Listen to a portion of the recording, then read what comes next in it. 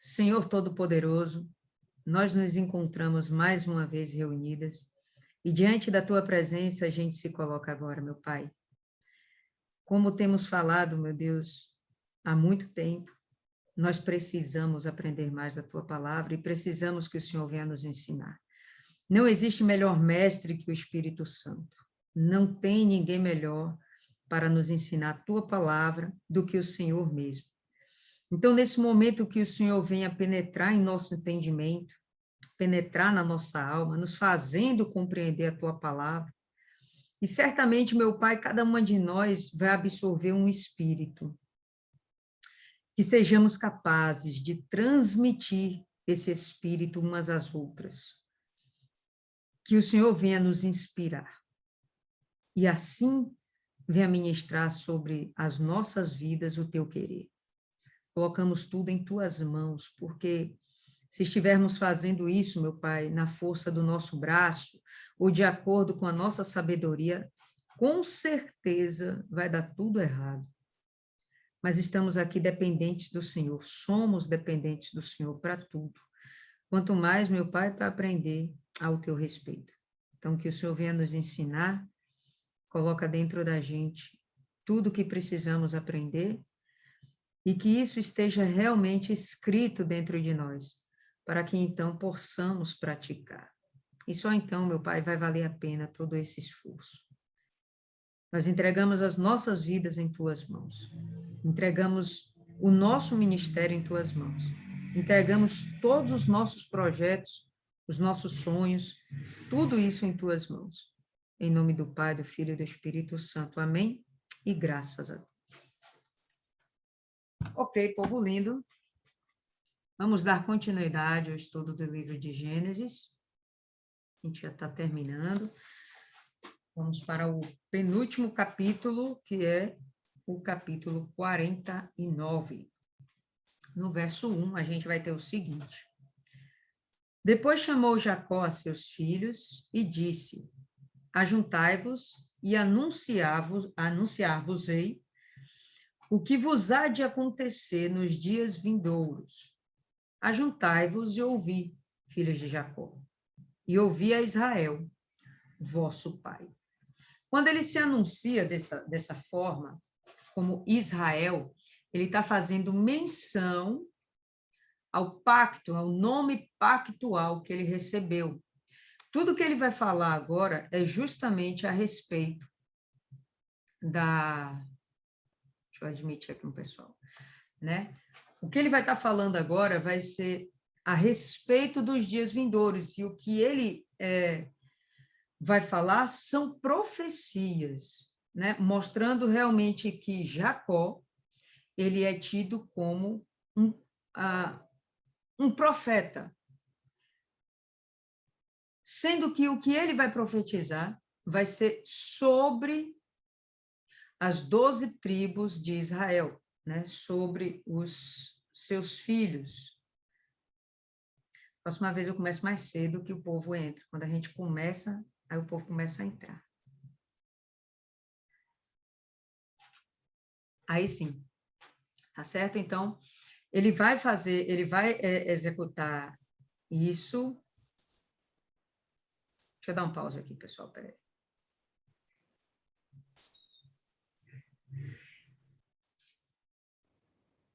Pronto, então, o que Jacó vai estar determinando aqui são exatamente as profecias. Obviamente que isso não está vindo da boca dele, está sendo inspirado pelo próprio Espírito Santo. E agora a gente vai ver, tribo a tribo, o que foi determinado sobre a vida deles. No verso 3, Rúben, tu és meu primogênito, minha força e o princípio de meu vigor, o mais excelente em alteza. Na sua versão pode estar também nobreza, ou pode estar também altivez. E o mais excelente em poder. Impetuoso como a água, não serás o mais excelente, porquanto subiste ao leito de teu pai, então o contaminaste, subiu à minha cama. Quando Jacó está falando essas palavras aqui para os filhos e diretamente a Rúben, a gente vai ver que ele fala que ele é o primeiro filho e que ele é o filho da sua força, do seu vigor. Por quê? Porque foi o filho quando ele estava mais jovem, devia estar lá com seus 40 e poucos anos, por aí. Né? O primeiro, quando ele estava mais jovem, por isso do vigor. E ele fala da excelência em alteza. E a depender da tradução, a gente vai ver isso como um ponto positivo ou como um ponto negativo, né? Na versão King James está escrito nobreza. E quando a gente fala de nobreza, dificilmente a gente consegue conciliar essa ideia a algo ruim. Normalmente é uma coisa boa, um espírito nobre, ou até mesmo ao título de nobreza. Nunca é alguma coisa ruim. Mas quando a gente fala de altivez ou de alguém altivo, a gente está falando de uma pessoa que é soberba ou orgulhosa, ou que se sente superior a todos os demais. De acordo com o termo que se segue, o mais excelente em poder, eu acho que é mais procedente, mais justo a gente encarar essa alteza ou altivez como nobreza, como algo bom. Em princípio, existia algo bom em Rubem, algo de positivo, né? E que acabou sendo desvirtuado pelo pecado que ele cometeu, que até aqui ninguém sabia. Nesse momento, antes de Jacó morrer, ele está revelando para sua família o que aconteceu com Rubem e justificando a perda da primogenitura dele. Então, olha, Rubem, você era o mais excelente, só que você não vai ser mais o mais excelente. Você não vai ser o superior. Você não vai ser o que vai me substituir. Não é você que vai ter a bênção da primogenitura. Por quê? Porque você profanou o meu leito. Você se deitou com uma das minhas esposas. Aí ninguém sabia. Eu imagino que lá no meio do círculo o pessoal, né? Porque que absurdo. Como assim um filho subir ao leito do pai? E até aqui isso não tinha existido no meio de Israel. Não tinha existido. O máximo de aberração que tinha acontecido foi aquela situação lá entre Canaã e Noé, né? Mas isso nunca tinha acontecido. E imagino que o pessoal, né, os próprios irmãos, devem ter ficado extremamente chateados com Rubem, extremamente envergonhado. E ele fala no verso 4 que ele é impetuoso como a água.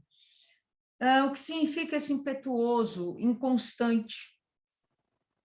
Poderíamos falar ousado. Poderíamos remeter esse entendimento a alguém emotivo. E por mais que existissem características nobres em Rubem, como a gente viu no verso anterior, ele se deixou levar pelas emoções, a paixão por Bila.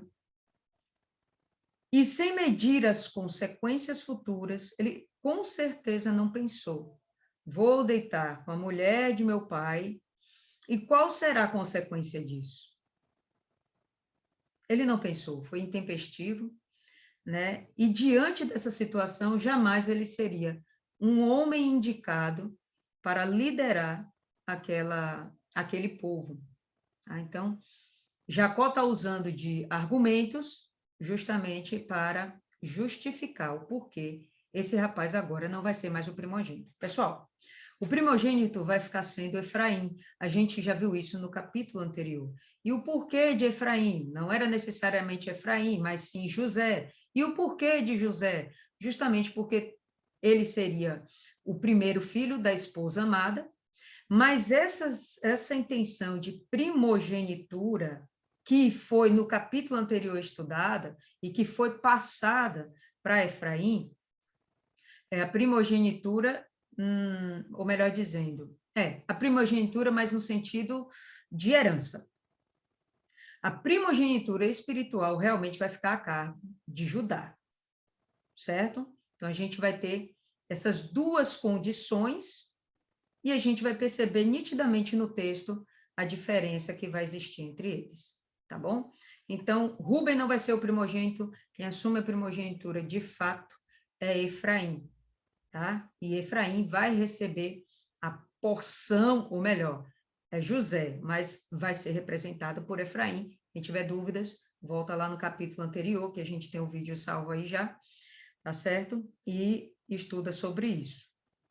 Mas, enfim, quem vai assumir essa primogenitura aqui, no final das contas, vai ser Efraim. Mas é uma primogenitura material, não é de fato espiritual. Não é aquela bênção da primogenitura, como, por exemplo, Jacó recebeu no lugar de Esaú. Simeão e Levi são irmãos. Ou melhor, pessoal, deixa eu dar uma paradinha aqui rapidinho. Abre aí em Deuteronômio, no capítulo 33. Se você tem duas Bíblias, é melhor você manter essas duas Bíblias abertas. Mantenha aí em Gênesis 49 e mantenha a outra em Deuteronômio 33, que a gente vai voltar a esse capítulo algumas vezes, tá bom? Ou então você deixa marcado e aí você vai abrindo também, não tem problema. E aí no verso 6 de Deuteronômio 33, a gente vai ter aí as bênçãos que Moisés está determinando sobre as tribos. A maior parte dessas bênçãos vai ser praticamente a mesma coisa que o próprio Jacó está determinando aqui atrás. Deuteronômio já é um momento pós-êxodo, pós a saída de Israel do Egito. O momento de Jacó é pré-escravidão no Egito. Eles estão no Egito, mas ainda não são escravos. O momento de Deuteronômio é pós-escravidão. Está dando para entender? E a gente vai perceber que Moisés vai manter a mesma linha de Jacó. Ele não vai fugir de sair, tá bom? Óbvio que ele não vai fugir, tá certo? Aquela questão da tradição transmitida por oralidade dentro do povo de Israel permanece. Então, o que Moisés está passando é o que já estava escrito? Não.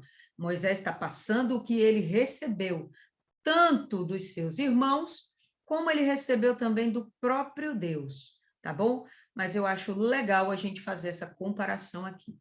E aí a gente vai ter em Deuteronômio 33, verso 6, viva Rúben e não morra, e que os seus homens não sejam poucos. É só isso aí que ficou de herança para Rúben. Vimos no capítulo anterior que ele não vai ter possessão de terra sobre Israel, sobre Canaã, né? A terra prometida.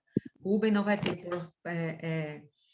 possessão. Ele vai acabar obtendo um espaço lá, mas não é necessariamente, porque ele vai ter isso por herança, né? Vai ser um acordo que vai existir entre ele e Moisés. Fala aí, Cristiane.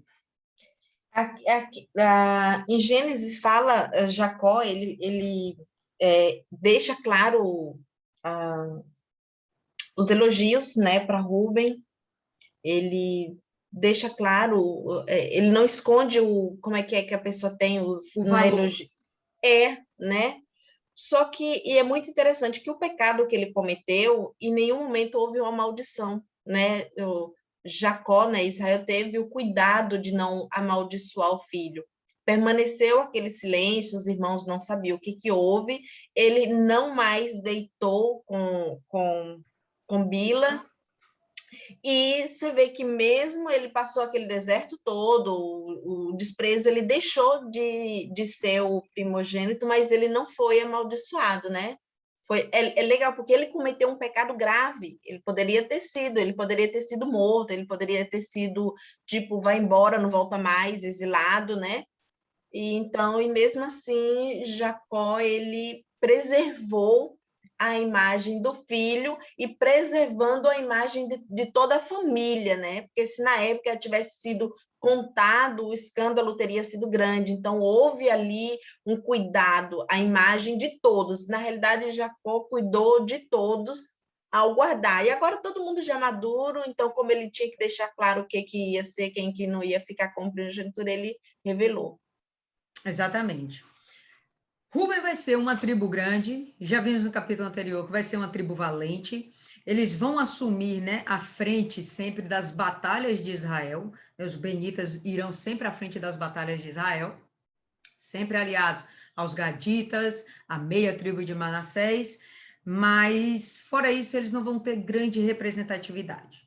Não tem nenhum nome interessante que veio de Rúben, né? Não teve um rei que procedeu dele, nada, nenhum príncipe importante, nada. Eles só serviram a partir de então para serem líderes na hora da guerra. Eles iam para o front de batalha, eles tinham que dar a vida para continuar fazendo parte de Israel, tá certo? Não foram, de fato, não foram amaldiçoados, mas também não tiveram herança. Então, tem umas coisas que eu acho interessantes, eu vou falar mais para frente, aqui agora com Simeão e Levi. Tá bom? Então, vamos aí. Gênesis 49, no verso 5. Simeão e Levi são irmãos. As suas espadas são instrumentos de violência. No seu secreto conselho, não entre minha alma. Com a sua congregação, minha glória não se ajunte, porque no seu furor mataram um homem e na sua teima arrebataram bois. Esse verso 6 é bem interessante, porque eu estou aqui com 3 Bíblias e esse verso, ele termina de 3 formas diferentes. Essa eu estou lendo aqui na Almeida. Olha só o que está aqui na King James, verso 6. Volte aqui. A gente vai ter o seguinte: ó minha alma, não entres no conselho secreto deles, minha honra não se una com sua assembleia, porque na sua ira mataram um homem e na sua fúria derrubaram um muro. Na outra aqui fala de bois, né? Ela já fala de muro. E tem uma outra aqui que ela fala o seguinte: no seu conselho não entre minha alma, com o seu agrupamento minha glória não se ajunte, porque no seu furor mataram homens e na sua vontade perversa já retaram touros. Bom, vamos lá, por partes.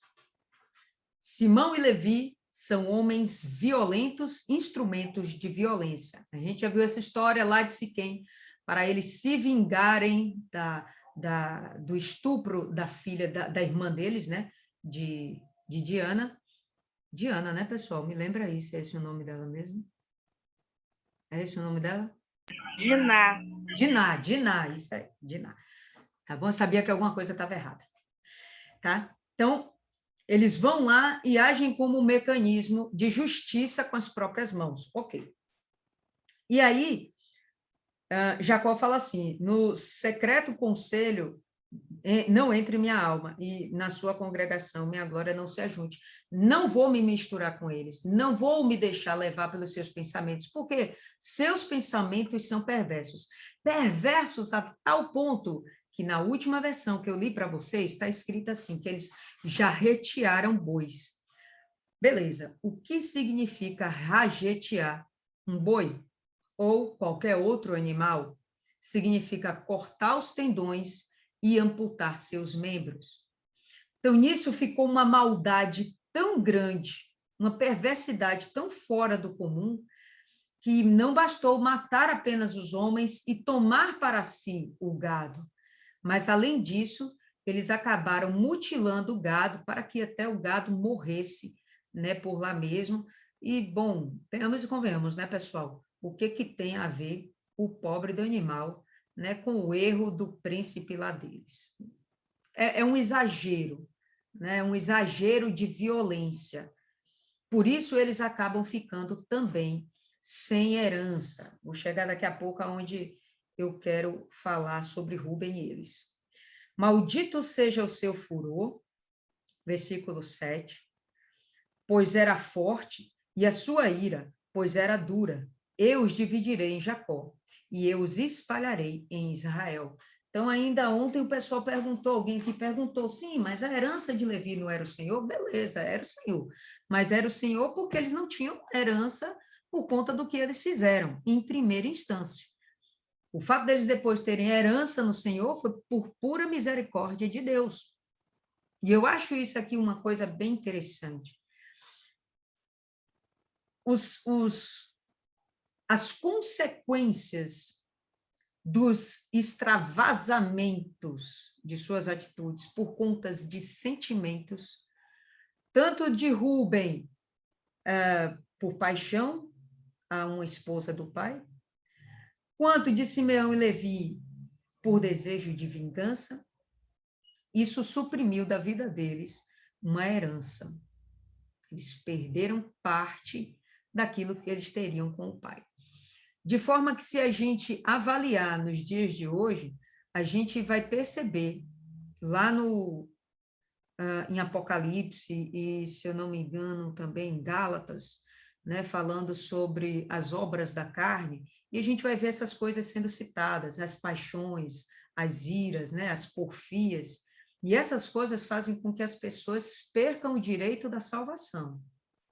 As obras da carne vão acabar anulando as obras do Espírito e podem levar a pessoa à perdição de sua alma, ou seja, não vão ter a herança que teriam em Jesus. E aqui a gente está vendo que eles não tiveram a herança que eles deveriam ter do Pai, por conta das suas atitudes. Beleza? Vamos dar uma olhada aí em Deuteronômio 33. Volta aí. E a gente vai ver no verso 8 o seguinte a respeito de Levi. Olha só. E de Levi disse: teu tumim e teu urim, que eram os instrumentos para adivinhações, tá? Teu tumim e teu urim são para o teu amado, que tu provaste em Massá, com quem contendeste junto às águas de Meribá. Moisés está fazendo uma referência a Levi, dizendo que o urim e o tumim deles, de Levi, deve ser para o seu amado, para o próprio Deus. Quem é esse amado? É aquele com quem aquele que ele provou em Massá e com quem ele contendeu em Meribá. As águas de Meribá, a gente sabe aquela história, né? Em que Moisés, não foi essa, pessoal? Vocês me corrigem aí se eu estiver errada. Que Moisés vai lá e bate na rocha para sair água. Me lembra aí, vocês sabem disso? Estão lembrados? Também não lembram? É esse momento? Me corrijam se eu estiver errada. Mas, enfim, Moisés era um levita, então o seu povo, né, o levita, contendeu com Deus, que era o amado. Então, Moisés ele está deixando claro quem é esse amado para quem Levi deve servir. Verso 9, Deuteronômio 33, 9. Aquele que disse a seu pai e a sua mãe: nunca os vi, e não conheceu a seus irmãos, e não estimou os seus filhos, pois guardaram a tua palavra e observaram a tua herança. Ou seja, aquelas pessoas que deixaram suas famílias em segundo plano para focar apenas na obra de Deus, nas coisas de Deus. Para aí serviram os levitas. Ensinaram os teus juízos a Jacó. Jacó no sentido não de Jacó, esse Jacó que a gente está aqui. Jacó no sentido dos filhos de Jacó, Israel.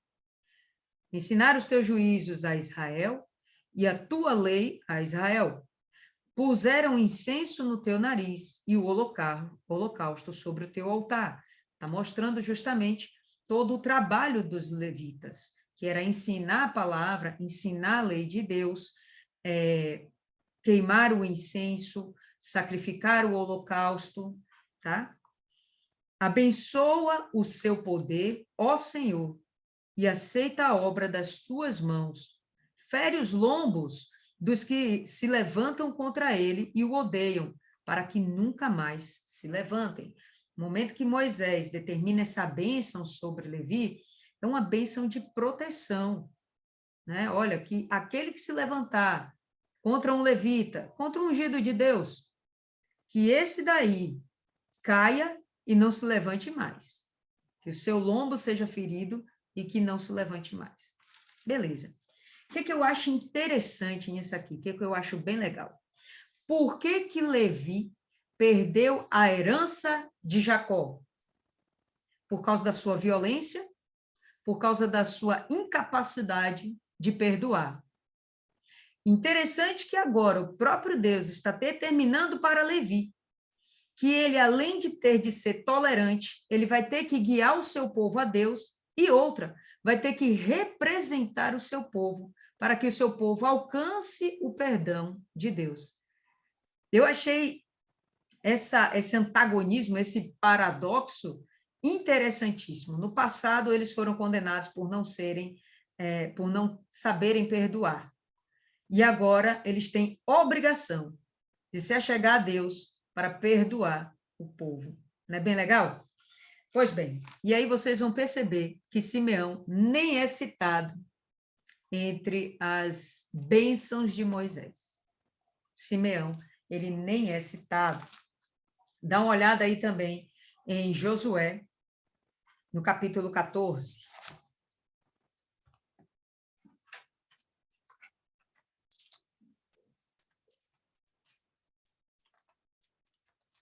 Capítulo 14.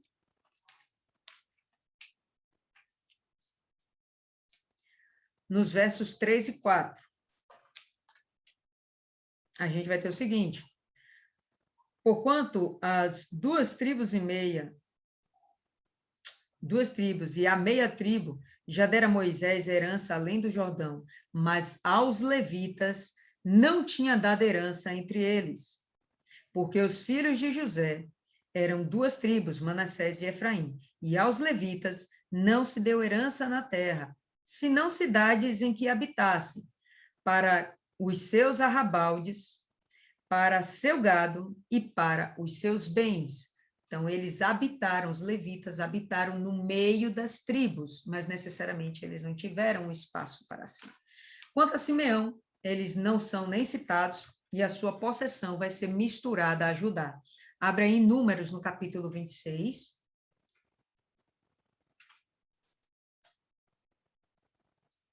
No verso 14.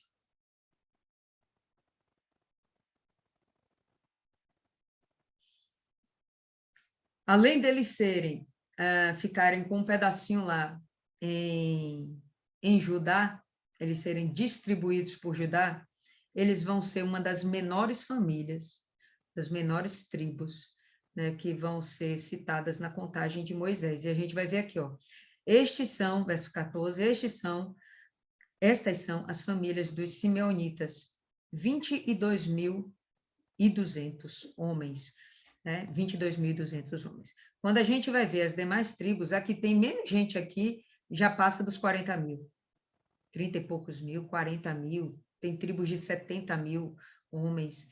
Então, Simeão se tornou algo realmente inexpressível. Abre aí também em Josué, capítulo 19.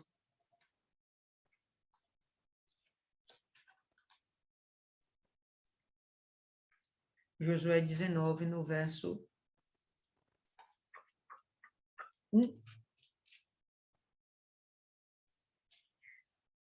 E saiu a segunda sorte a Simeão, para a tribo dos filhos de Simeão, segundo as suas famílias, e foi a sua herança no meio da herança dos filhos de Judá.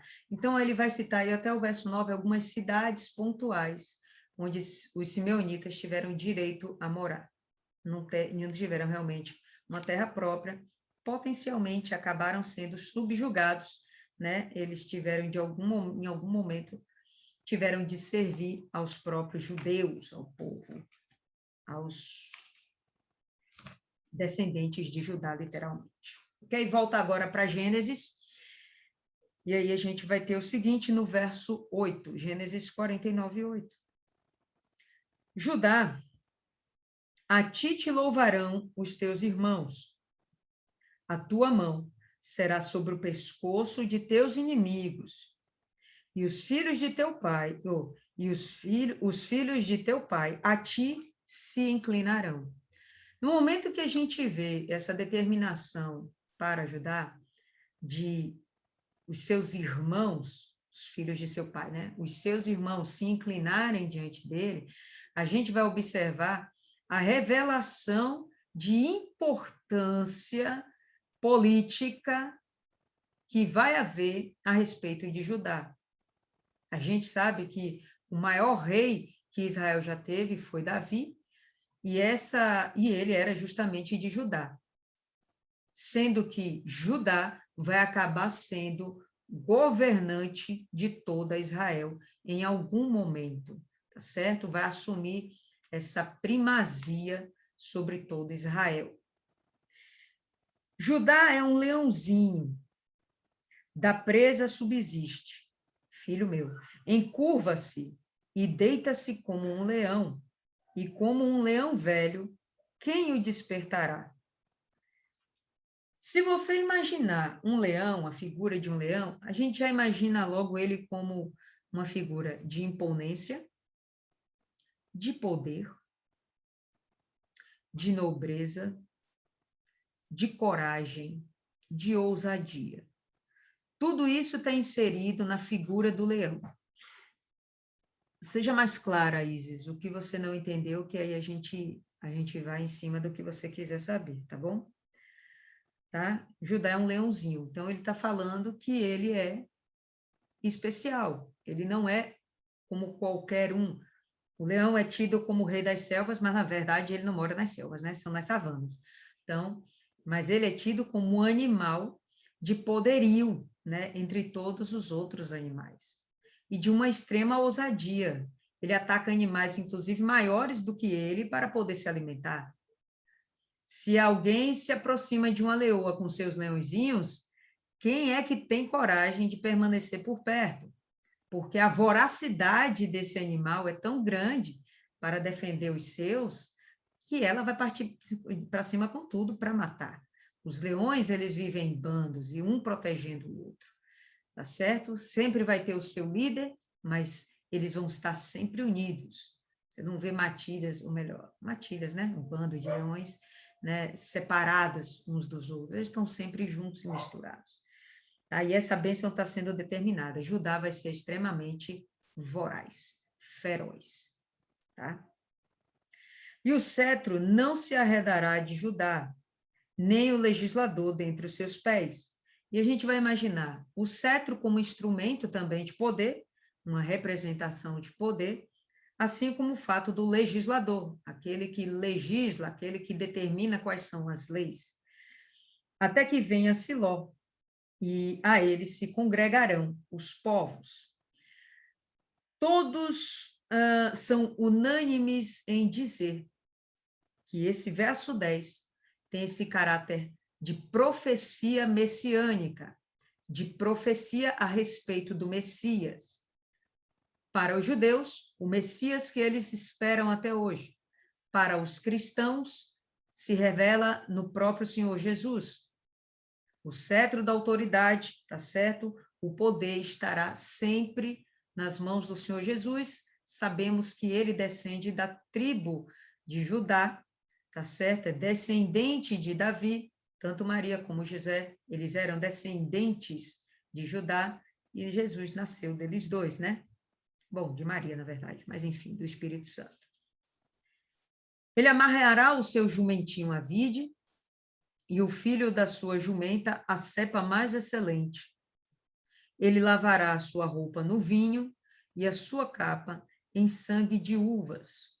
Não tem como a gente não ser remetido a sangue, né? Quando ele fala aqui das uvas, realmente a gente vai pensar não necessariamente no vinho, mas a gente vai imaginar sim o sangue do Senhor Jesus que foi derramado por todos nós, tá certo? Tanto a história do jumentinho, a gente vai ver que tem uma correlação. Jesus, quando entra em Jerusalém, a entrada triunfal é sobre um jumentinho, tá bom?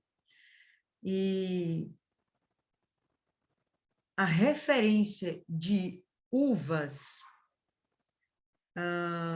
nas citações, como eu poderia dizer, proféticas em relação ao Apocalipse, aos últimos tempos, as uvas são tidas também como os próprios judeus, tá certo?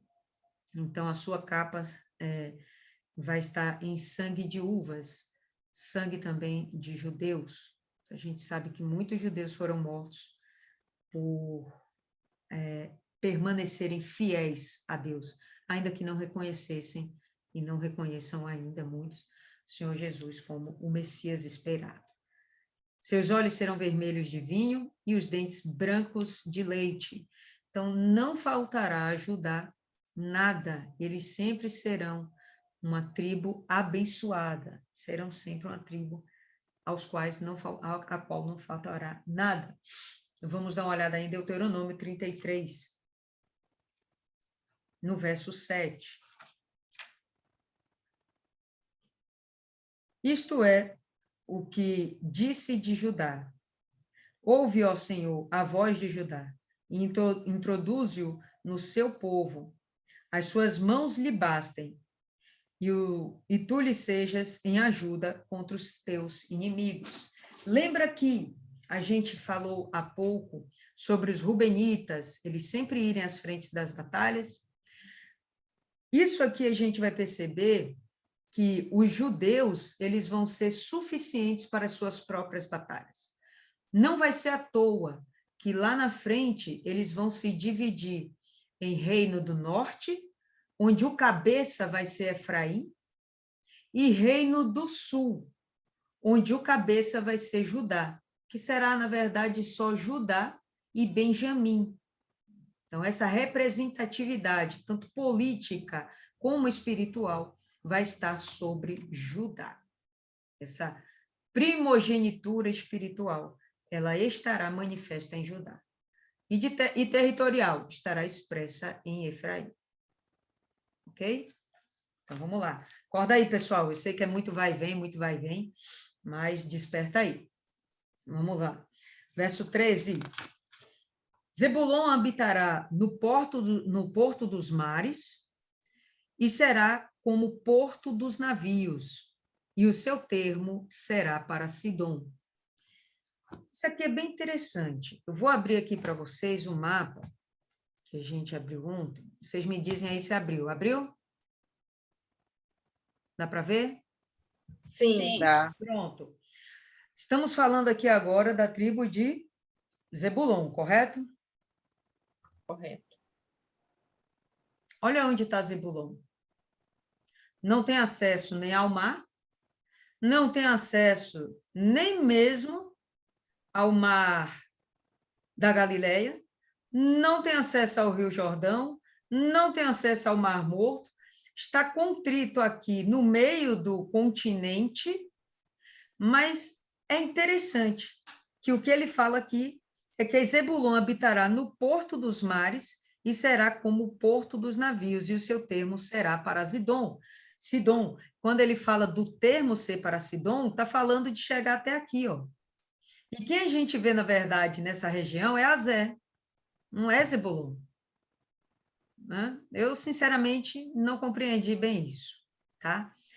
Mas o que os estudiosos dizem é que Zebulon se beneficiou dos mercadores que passavam, transitavam pelas terras deles e que vinham, sim, dos portos, tá? E acabavam passando pelas terras deles, e daí eles tinham o comércio deles implementado, tá? Mas, sinceramente, não sei por que essa citação. Vamos ver em Deuteronômio 33?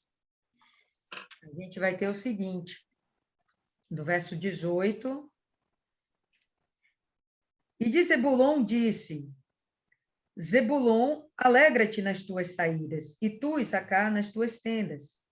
Eles chamarão os povos ao monte, ali apresentarão ofertas de justiça, porque chuparão a abundância dos mares e tesouros escondidos da areia. Então, a gente vai perceber que tanto Issacar, que está aqui do lado, como Zebulon, não estão próximos necessariamente ao mar.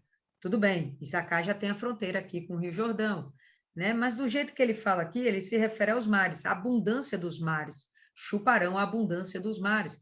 Então, o que eu imagino é que realmente o que deva ter existido aqui era um forte comércio mercantil.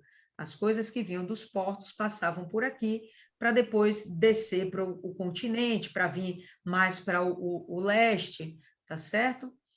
Então, é isso que parece significar. Volta aí para Gênesis. De qualquer forma, Zebulon vai ser próspero, viu, pessoal? Zebulon também vai ser próspero. Issacar é jumento de fortes ossos. deitado entre dois fardos. Então, quando a gente imagina um jumente de fortes ossos, né? Alguém que está próspero também, forte, e que se coloca entre dois fardos. Bom, fardo eu imagino que seja o alimento do animal. Então, ele está numa posição muito confortável, onde ele vai usufruir daquela terra que é extremamente próspera, fértil. E aí, olha o que o verso 15 fala. E viu ele que o descanso era bom.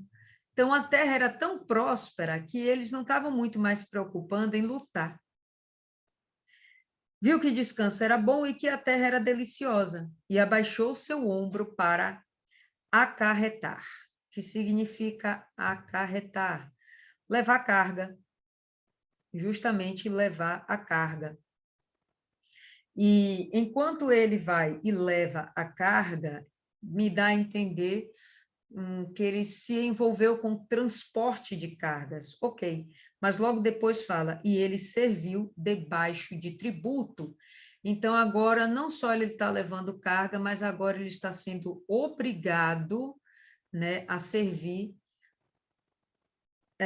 debaixo de tributo. Então, ele não tem mais liberdade, ele paga tributo nessa região.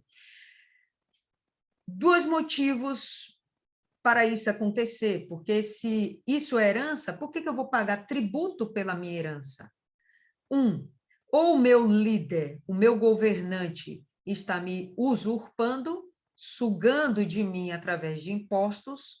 2, ou a minha terra está sendo possuída por inimigos, eu não estou conseguindo me libertar deles, e para conviver com eles, eu tenho de lhes pagar tributos. A gente vai ver aqui que eles têm uma fronteira com Manassés, com Zebulon, com Naftali, e tem essa fronteira aqui, tá certo, com Bazã. E essa região, né, por essa região pode ter entrado povos inimigos que, de alguma forma, tomaram conta do território de Issacar. Pode falar aí, Cristiane. Ele, aqui na Bíblia, na linguagem de hoje, né? Ele fala assim que ele abaixou para que colocassem a carga nas suas costas e, sem reclamar, trabalhou como um escravo. Exato. No sentido de que ele se submeteu e está pagando tributos. Isso, e não reclamou, quer dizer, ele se viu sem o direito de buscar os direitos dele, né? Ficou conformado, né? É como começa ali. Ele viu que descanso era bom, se conformou. Nos dias de hoje não é assim também, né? A pessoa está numa vida confortável, se conforma, não luta mais por nada, tá bom?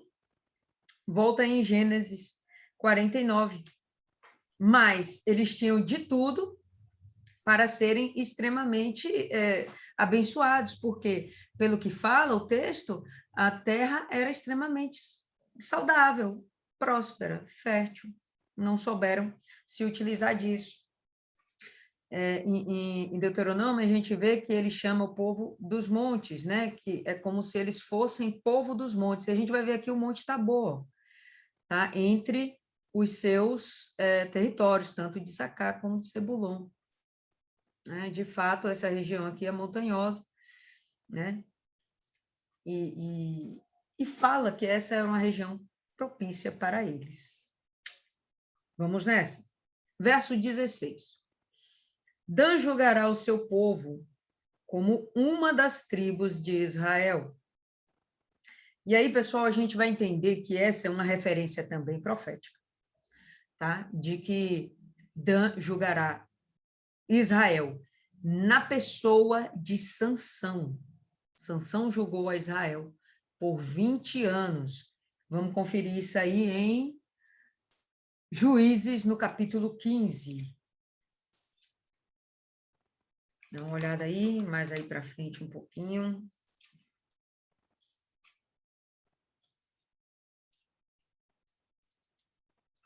Juízes, capítulo 15. Todo mundo já achou? No verso 20, a gente vai ter o seguinte. Cadê? Me perdi? Onde? Aqui, eu. E julgou a Israel nos dias dos filisteus, 20 anos. Essa é uma referência a Sansão. Então, volta para Gênesis, verso 16. Então, uma menção profética do que aconteceria muitos anos depois na pessoa de Sansão. Então, em algum momento, Dan teve autoridade sobre toda Israel. Beleza? Verso 17. Dan será serpente junto ao caminho, uma víbora junto à vereda. Sempre que a gente menciona, pensa em uma serpente, a gente não pensa coisa boa, a gente pensa em traição. E aí fala que morde os calcanhares do cavalo e faz cair o seu cavaleiro por detrás. O veneno dessa serpente é tal que faz cair o seu cavalo e o seu cavaleiro. O seu cavalo não, né? O cavalo e o seu cavaleiro. Ok? E isso é bem interessante, porque os danitas, eles tiveram muitas vezes relacionados com a prostituição cultural de Israel. Tem dois momentos em particular que acho que vale a pena a gente ver. Abra aí no livro de Juízes, no capítulo 18.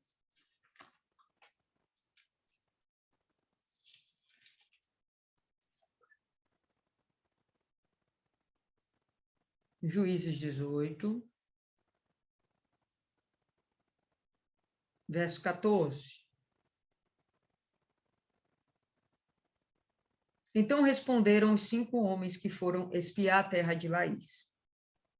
E disseram a seus irmãos: sabeis vós também que naquelas casas há um éfode, e terafins, e uma imagem de escultura, e uma de fundição? Vede, pois, agora o que haveis de fazer. Então se dirigiram para lá e chegaram à casa do moço, o levita, em casa de Mica, e o saudaram. E os 600 homens, que eram dos filhos de Dan, munidos com suas armas de guerra, ficaram à entrada da porta. Porém, subindo os 5 homens que foram espiar a terra, entraram ali. Tomaram a imagem de escultura, o éfode, os terafins e a imagem de fundição, ficando o sacerdote em pé à entrada da porta, com os 600 homens que estavam munidos com as armas de guerra. Entrando eles, pois, em casa de Mica, e tomando a imagem de escultura, o éfode, os terafins, a imagem de fundição, disseram-lhe o sacerdote: que estás fazendo? E eles lhe disseram: cala-te, põe a mão na boca e vem conosco, e sê-nos por pai sacerdote. É melhor ser sacerdote na casa de um homem só, do que ser sacerdote de uma tribo e de uma família em Israel? Então alegrou-se o coração do sacerdote, tomou o éfode, os terafins, a imagem de escultura, e entrou no meio do povo. E assim eles trouxeram para Israel idolatria. Quem fez isso? Os danitas. A gente está acabando de ver em Gênesis, eles são comparados a uma serpente. E agora eles estão se comportando de fato como alguém que está traindo, não necessariamente Israel, mas traindo o próprio Deus, trazendo sobre Israel a idolatria. Abra aí em 1 Reis, um pouco mais na frente. 1 Reis, no capítulo 12.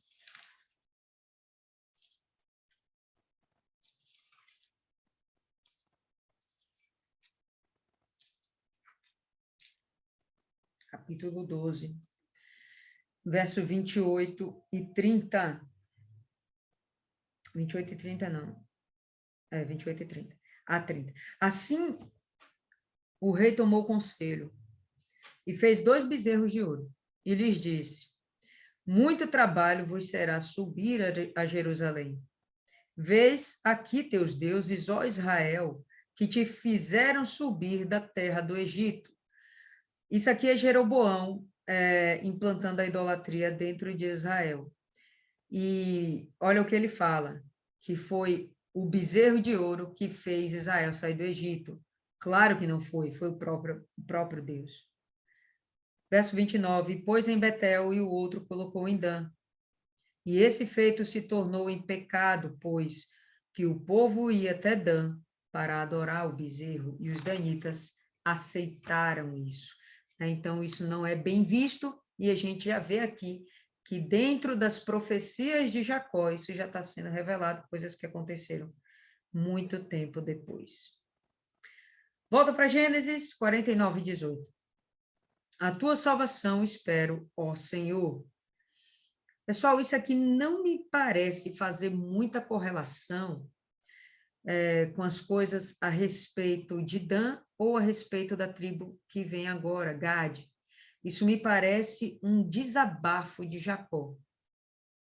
A tua salvação espero, ó Senhor.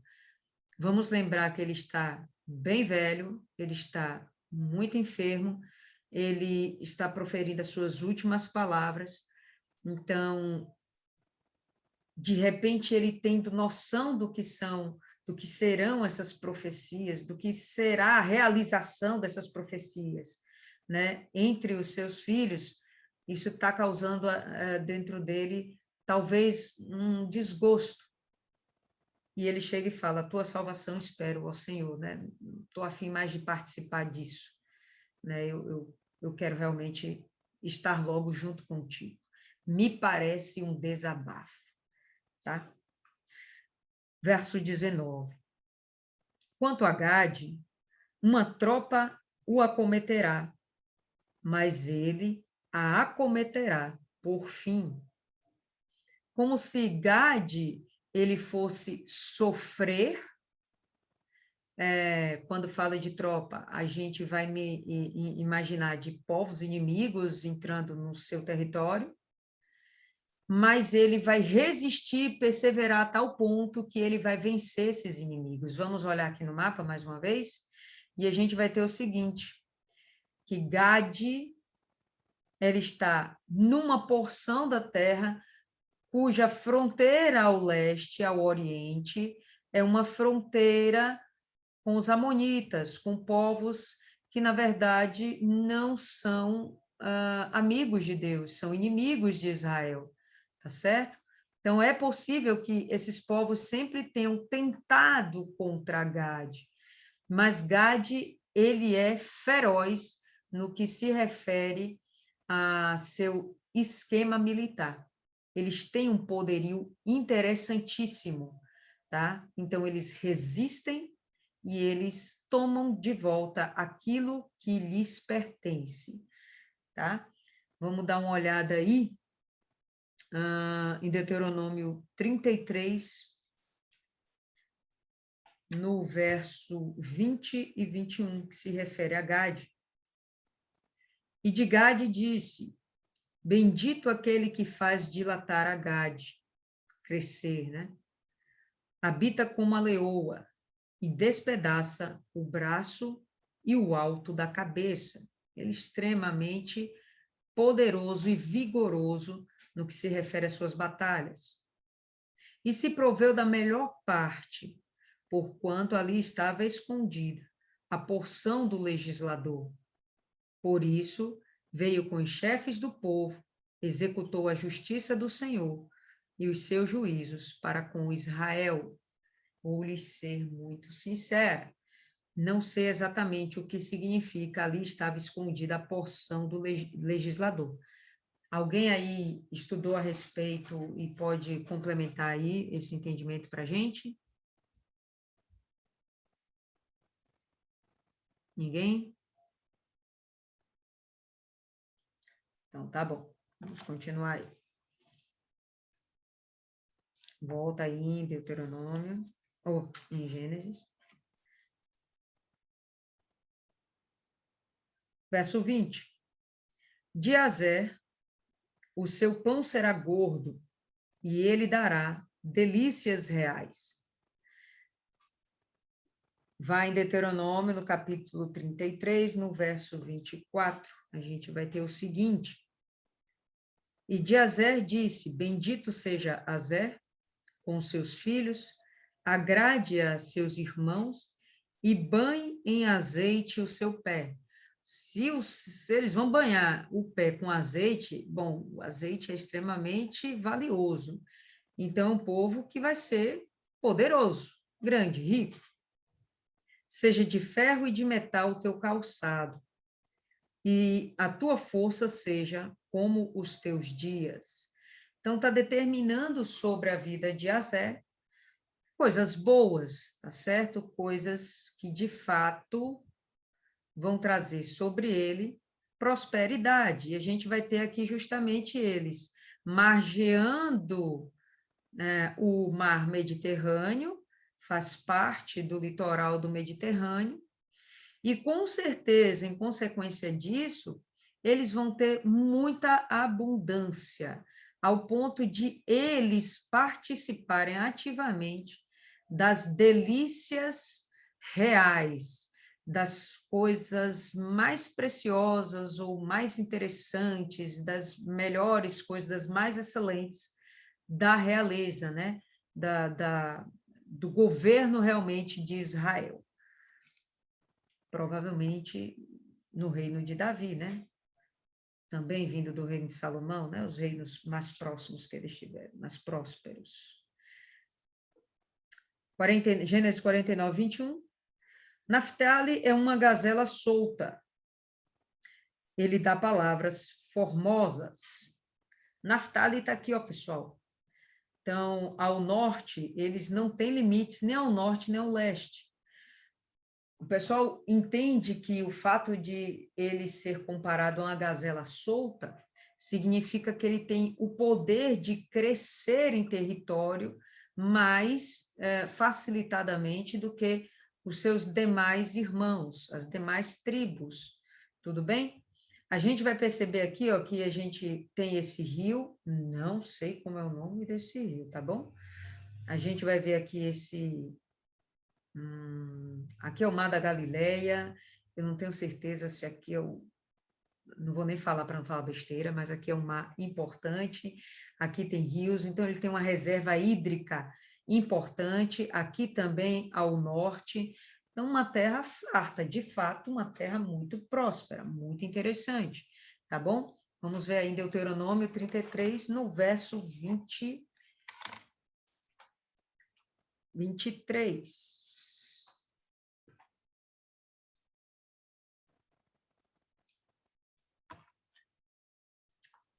33, gente, desmarquei aqui sem querer. 23. E de Naftali disse: farta-te, ó Naftali, da benevolência, e enche-te da bênção do Senhor. Possui o ocidente e o sul. Então, aqui também dá essa ideia de que ele pode crescer ainda mais. Ele já possui essa porção ao sul, que ele pode crescer facilmente aí para o ocidente, para o norte, ele pode crescer aí, na verdade, para onde ele quiser. Tem facilidade. Só não pode crescer, né, para o lado de Azer. Fala aí, Cristiane. Aquele pontinho ali, talvez seja o lago, né, da Galileia. Não, é esse daqui. O Mar da Galileia é esse aqui. Aí, e quando desce aqui, não seria tipo... É que tem um nome que eu não consigo... Sabe quando você tem um rio, aí você anda mais um pouquinho, existe um riozinho menorzinho, será que não... é que eu não sei, não consigo lembrar o nome, entendeu? E aí aqui fala que as suas terras vão desde o lago da Galileia até o sul, que no caso vai até lá, né? Então é como se fosse um banhado, alguma coisa assim ali. Eu não consigo lembrar a palavra que a gente dá, porque onde existe rios, aí geralmente você anda e tem mais uma nascente. Não é a nascente, é um outro... Tipo uma bacia hidrográfica. Isso aí. Tipo Beleza. isso. É. Mas esse pontinho aqui tem um nome, não é o lago, como você falou aí? Galileia. Não.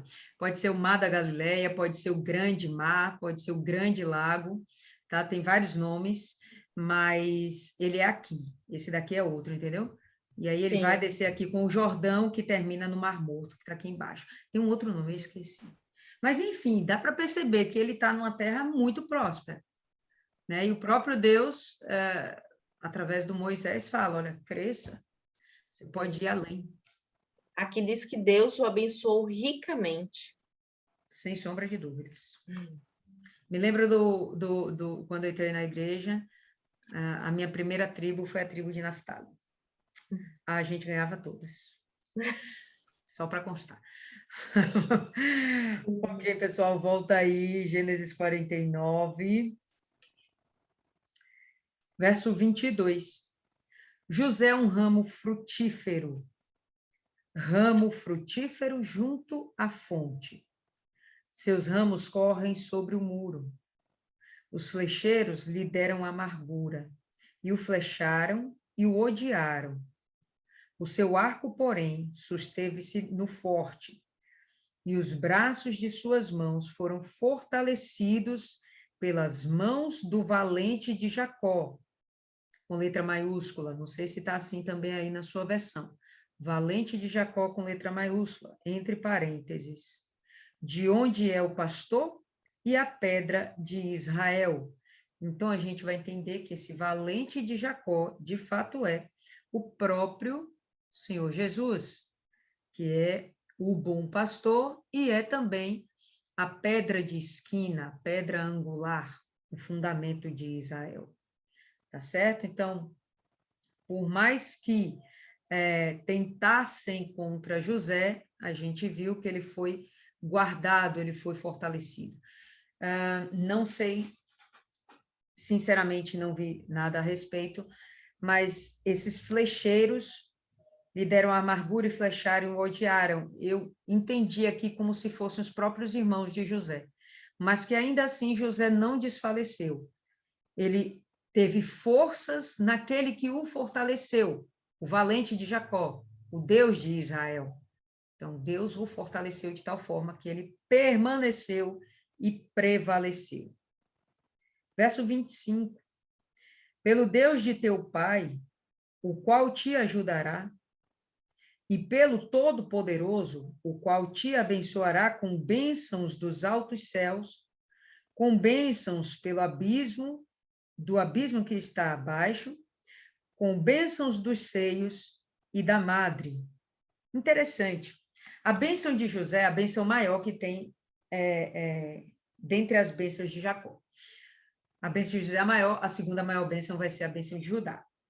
E quando a gente vê aqui, a gente vê que a nenhum outro é dada essas bênçãos, as bênçãos dos altos céus, as bênçãos daquilo que está debaixo da terra, do abismo, inclusive, e as bênçãos dos seios e da madre, da multiplicação. Bom, da multiplicação, beleza, era uma coisa fácil. Mas dos altos céus, do abismo e da multiplicação, tudo junto, num só, o único que recebeu foi José. As bênçãos de teu pai excederão as bênçãos de meus pais, até a extremidade dos outeiros externos. Elas estarão sobre a cabeça de José e sobre o alto da cabeça do que foi separado de seus irmãos. E a gente vai ter que o alto da cabeça dos que foram separados dos seus irmãos, justamente Manassés e Efraim, tá bom? Vamos aí em Deuteronômio 33, no verso 13.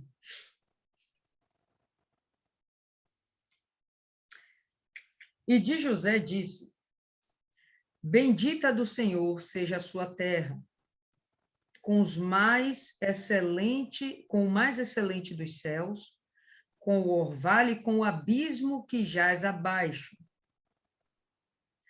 e com os mais excelentes frutos do sol, e com as mais excelentes produções das luas, e com o mais excelente dos montes antigos, e com o mais excelente dos outeiros eternos, com a mais excelente da terra e da sua plenitude, e com a benevolência daquele que habitava na sarça. Venha sobre a cabeça de José e sobre o alto da cabeça daquele que foi separado de seus irmãos.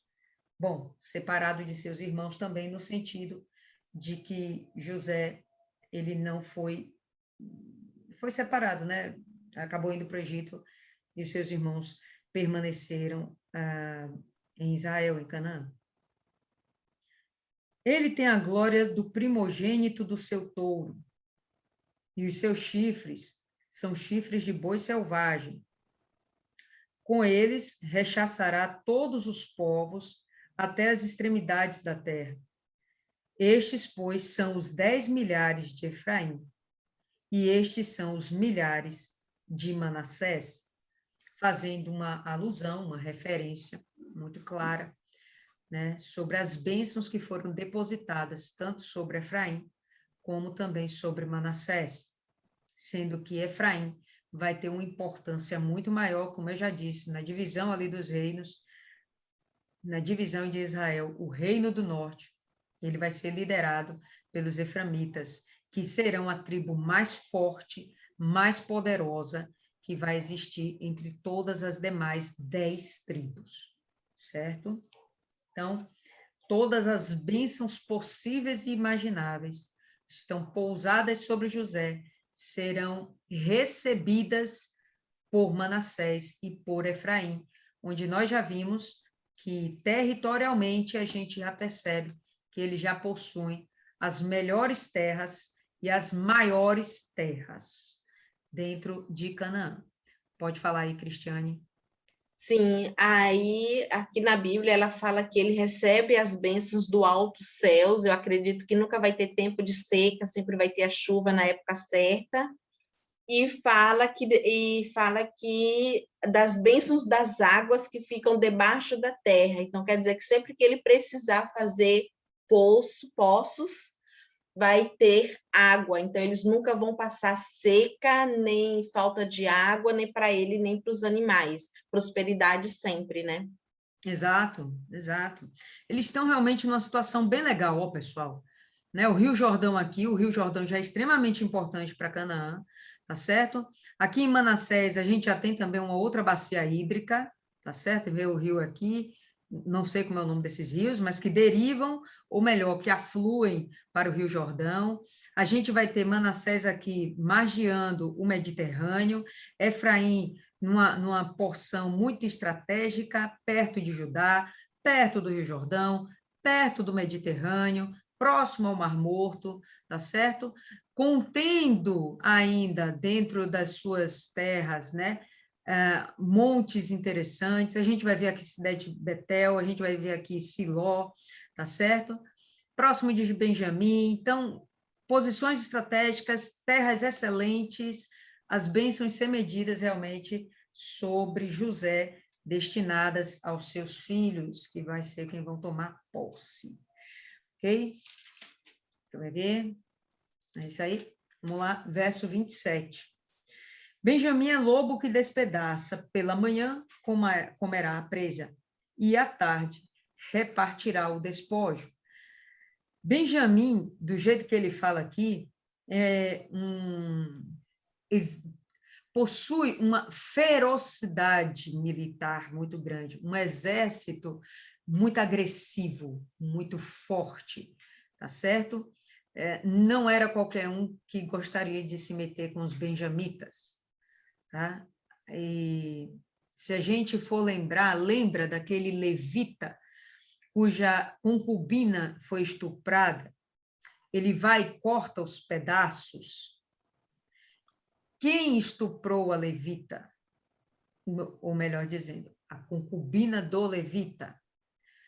Pessoas que estavam dentro de Benjamim, benjamitas. Quando ele manda os pedaços da mulher, convocando as demais tribos para julgar Benjamim, a gente vai perceber que Benjamim vai reagir ferozmente, não vai se inclinar e não vai se entregar. Então, Benjamim está aqui, ó, pessoal.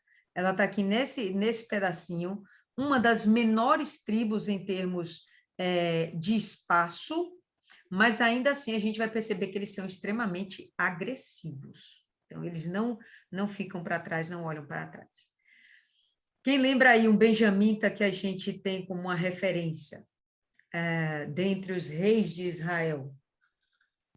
Saul. Perfeito. O primeiro rei de Israel foi justamente um benjamita. E ele era uma referência nas suas expedições militares, pela sua estratégia militar, junto com seu filho Jonatas. Tá? Então, só para fixar essa ideia de que ele era poderoso. Vamos aí em Deuteronômio 33, 12. E de Benjamim disse: o amado do Senhor habitará seguro com ele. Todo dia o cobrirá e morará entre os seus lombos. Uma proteção divina sendo derramada sobre Benjamim, tá certo? Então, vamos voltar aí para Gênesis. Todas estas são as 12 tribos de Israel. E isto é o que lhes falou seu pai, quando os abençoou, e cada um deles abençoou segundo a sua bênção. Depois ordenou-lhes e lhes disse: eu me congrego ao meu povo, sepultai-me com meus pais na cova que está no campo de Efron, o Heteu, na cova que está no campo de Macpela, que está em frente de Manre, na terra de Canaã, a qual Abraão comprou com aquele campo de Efron e o Heteu por herança de sepultura. Ali sepultaram a Abraão e a Sara, sua mulher, ali sepultaram a Isaque e a Rebeca, sua mulher, e ali eu sepultei a Lia. O campo e a cova que está nele foram comprados aos filhos de Et. Ele começa a falar a respeito desse campo que foi comprado, tá? Esse campo fica pertinho daqui, ó, pessoal. Mais ou menos aqui nessa região, próximo a Hebron, tá certo? Macpela tá por aqui assim. E como era hábito entre os hebreus essa questão de transmitir as suas experiências, os seus conhecimentos, né, através das reuniões familiares, então Jacó está fazendo exatamente isso, deixando claro no final dos seus dias o que era Macpela, por que Abraão comprou, qual era a finalidade, não foi de graça, fica na terra de Efron, está situando todo a situação, né? Situando, né, a geografia de onde Macpela está, situando a forma que ela foi adquirida e o propósito dela ter sido adquirida. Então, isso será para sepulcro eterno, como já falei, existe realmente até os dias de hoje, está lá preservado. E essa é mais uma história que vai sendo passada de pai para filho entre os judeus. Jacó não perde o hábito e ele, ainda no fim de vida, vai fazer dessa mesma forma. Né? Ele está dando toda essa história a respeito de Macpela e ele deixa claro, olha, lá é o sepulcro dos patriarcas, é lá que eu devo estar. Não é só o fato de querer. Poderia pedir, olha, me leva para Canaã, mas ele não fala me leva para Canaã, ele fala, olha, me enterre em Macpela, do lado da minha esposa, onde estão já meu pai e o meu avô. Acabando, pois, Jacó de dar instruções a seus filhos, encolheu os pés na cama e expirou, e foi congregado ao seu povo. Bom, bateu as caçuletas, né? Morreu. E final do capítulo a gente vai ver terça-feira, mas vocês vão perceber que existe um senso de justiça que não vem da concepção da carne, mas vem do próprio Deus, foi o próprio Deus que colocou isso dentro de Jacó, essas bênçãos são deliberadas por Jacó, mas vem do próprio Deus de acordo com a personalidade de cada filho, de acordo com o merecimento de cada um deles. O que fica mais marcante é que Simeão nem é citado no futuro nas bênçãos de Moisés. Não vale a pena a gente tomar para si uma vingança que não nos pertence. Ainda há pouco eu falava com meu marido a respeito de uma injustiça que ele tem sofrido, e eu falei com ele, olha, não tenta resolver do seu jeito. Interessante que ele veio fazer a queixa a mim no momento em que eu estava lendo esses trechos, né, a respeito de Simeão e de Levi e de Rúben. E eu falei, olha, pelo que eu estou vendo, realmente não vale a pena você tomar para si a vingança, você tomar para si, né, o fazer justiça com as suas próprias mãos. Então, deixa que Deus vai honrar, deixa que Deus vai criar uma situação, a justiça vai ser feita, né, e tudo vai ser esclarecido. A gente tem que permanentemente se colocar na dependência de Deus. Para mim, as tribos que me chamaram mais atenção, apesar de não serem as mais importantes, justamente por esse motivo do perdão, Levi e Simeão. E para vocês, o que ficou mais interessante ou o que vocês têm a acrescentar?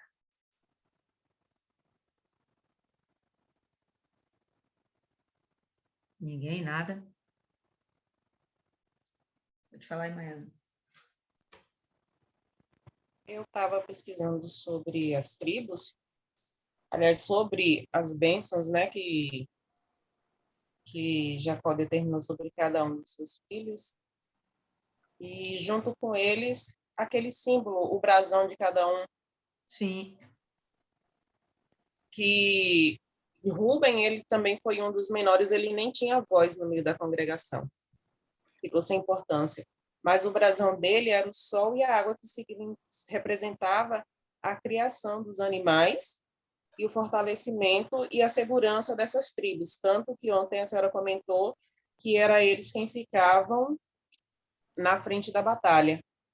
Aí, de Judá, era o leão, que era de lá que saíam os governadores, e eles promoviam o bem-estar do povo, e era da tribo de Judá que saíam os médicos, os terapeutas, os enfermeiros, o pessoal da área da saúde.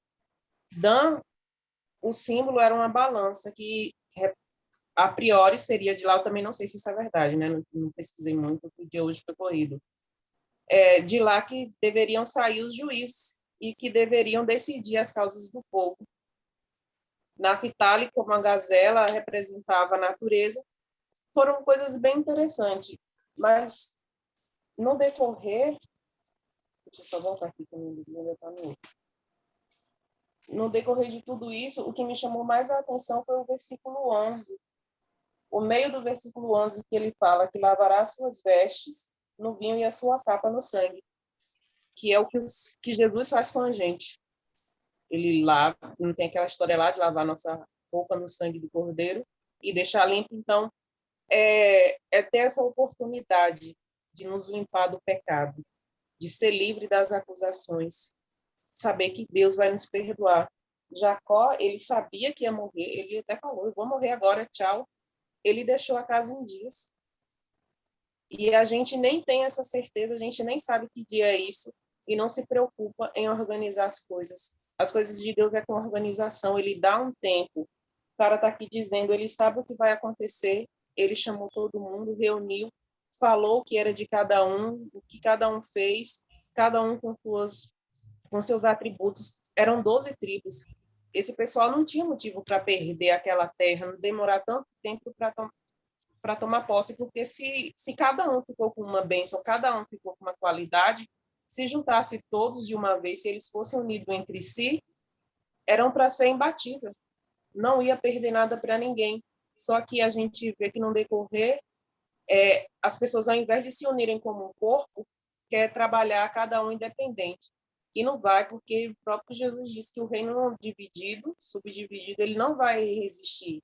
Então, a gente tem que tomar esse cuidado, procurar se limpar, procurar estar sempre buscando essa limpeza espiritual. A gente sabe que a gente não vai ser perfeito nunca, mas o que vai fazer a diferença é mostrar para Deus o nosso interesse em ser limpo, em ser testemunho, porque quando a gente começa a fazer isso, quando a gente começa a cuidar da nossa vida espiritual, ainda que não pareça, as pessoas vão estar ao nosso redor, vai estar vendo a nossa mudança e vão querer isso para eles. E procurar também organizar a nossa vida, deixar tudo em dia, porque Jesus pode voltar daqui 1 ano, como também ele pode voltar daqui 1 minuto, a gente não sabe. E fica perdendo tempo com coisas que não vale a pena, com picuinhas, com disse-me-disse. Eu achei bem interessante isso, porque tanto Moisés, tanto Jacó quanto José, eles sabem o dia da morte e se preparam, cada um à sua maneira. Beleza. E a título de curiosidade, pelo menos não, apenas 5 dessas tribos elas foram comparadas a animais. Judá foi comparada a um leão, Issacar comparada a um jumento, Dan comparada a uma serpente, Naftali comparada a uma gazela e Benjamim comparada a um lobo.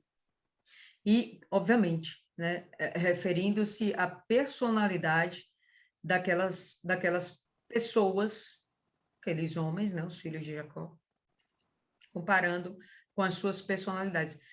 As bênçãos foram determinadas sobre a vida deles de acordo com as personalidades deles. Isso foi realmente muito interessante. Não foi porque não foi repartido igualmente. Em princípio, hoje, quando a gente tem uma partilha, por exemplo, meu pai faleceu, então deixou 5 herdeiros, 4 filhos, uma esposa, né? Vamos partilhar como? Tudo igual. Não foi isso que aconteceu. Deus determinou certinho a porção de cada um de acordo com o que eles poderiam ter. Talvez se desse algo a mais para Benjamim, Benjamim ia ser muito soberbo, já que ele era muito violento. Talvez se tivesse dado uma herança para Rúben, ia parecer que o pecado pode ser presenteado. Então, foi feito tudo com muito detalhe, muito critério. Deus fez a coisa toda com muito critério. Fala aí, Maiana. E até dentro do que cada um, porque esses dos animais, o Issacar ou é Isacar? Issacar, tem 2 S's, é Issa. Mas a minha dicção não dá para isso, não. O jumento, ele era a tribo que ficou responsável por transportar a carga de todas as outras tribos. Eles eram pessoas fortes e que se destacavam nesse transporte, independente se fosse montanha, se fosse água. O outro, ele ficou responsável pela caça. O que ficou responsável como uma árvore frutífera, eu não consigo falar esses nomes, não. Ele era esse aí mesmo. Ele ficou responsável por abastecimento.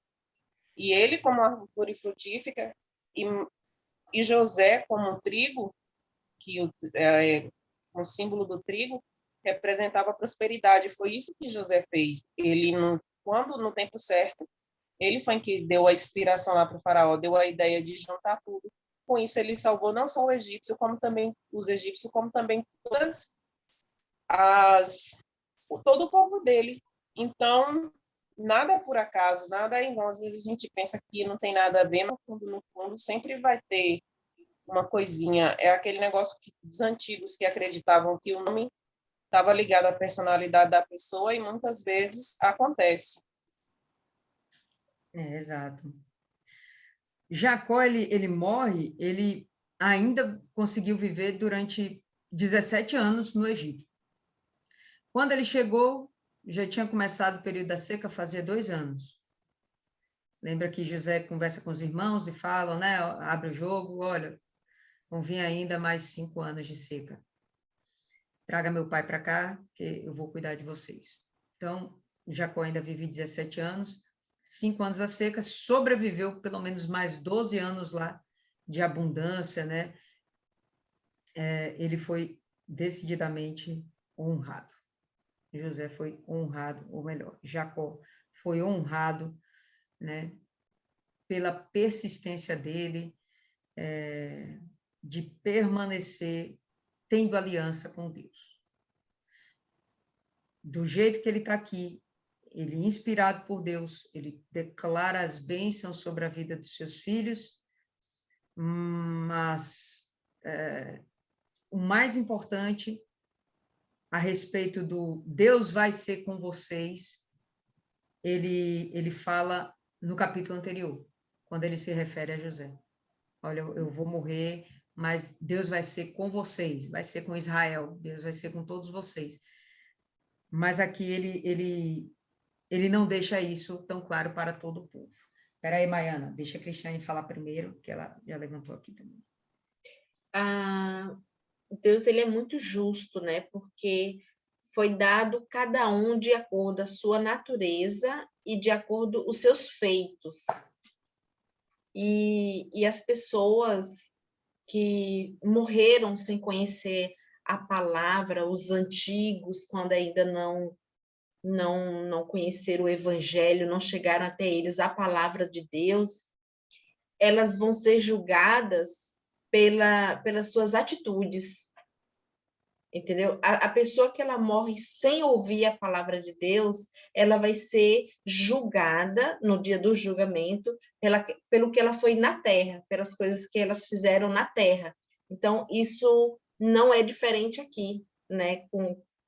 Na hora da distribuição ali, cada um de acordo com a sua natureza e de acordo com o seu jeito, o que agiu e o que fez, né? É muito claro isso. Perfect. Fala, dona Maiana.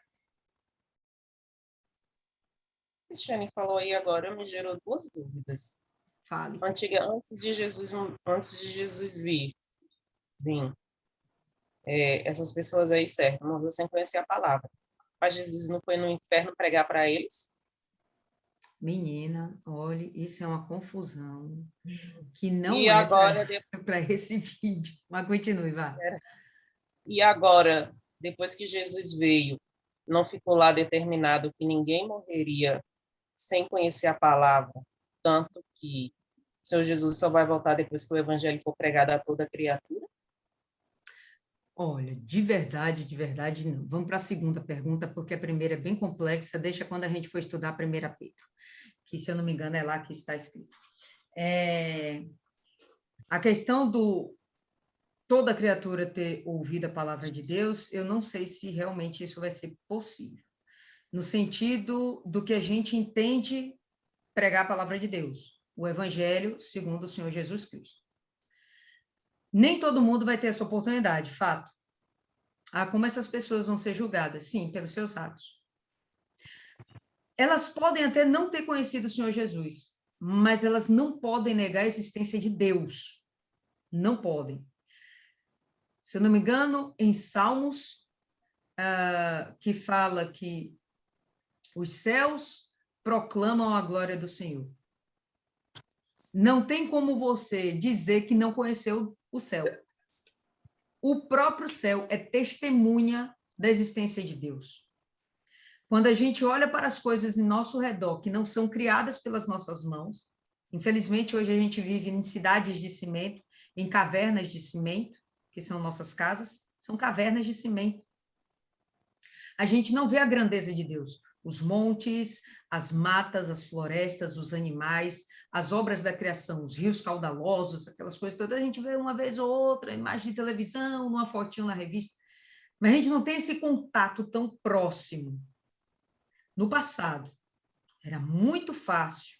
Qualquer povo, ainda que não fosse povo de Deus, ainda que fosse um povo pagão, era muito fácil eles dizerem que existia um Deus que criou tudo isso. Eles davam até outros nomes, mas eles reconheciam que existia um Deus. Então, a criação, ela já testemunha Deus.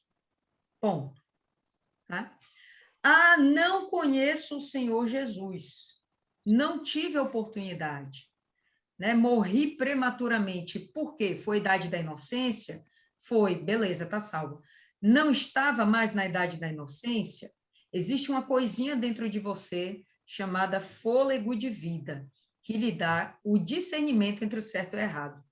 Não precisa nem você conhecer a palavra de Deus para você, como criança, ouvir a repreensão de seu pai, ouvir um não, ouvir um sim, e você ter aquele entendimento, opa, eu estou sendo liberado, ou opa, estou sendo desaprovado. Então, existe algo dentro da gente que já nos dá essa ideia de certo e de errado. Vou matar alguém. Não precisa conhecer a palavra de Deus para entender que isso não é certo. Então, o fato de todos conhecerem a palavra de Deus é para viabilizar a salvação dessas pessoas. Mas não, nem todas as pessoas vão ouvir a palavra de Deus. Acho que a gente não vai conseguir essa façanha, mas que é uma minoria que não vai ser acessada. A grande massa, os povos que têm contato com a internet, com rede de televisão, as pessoas, os missionários que vão lá, os pastores. Então, muita gente realmente vai ter acesso à palavra de Deus. Não necessariamente significa que elas vão aceitar, mas pelo menos elas vão conhecer e vão ter a oportunidade de serem salvas.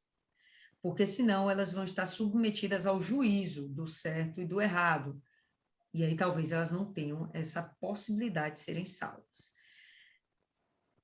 Já discuti isso algumas vezes até com outras pessoas de outras denominações que têm outras visões, né?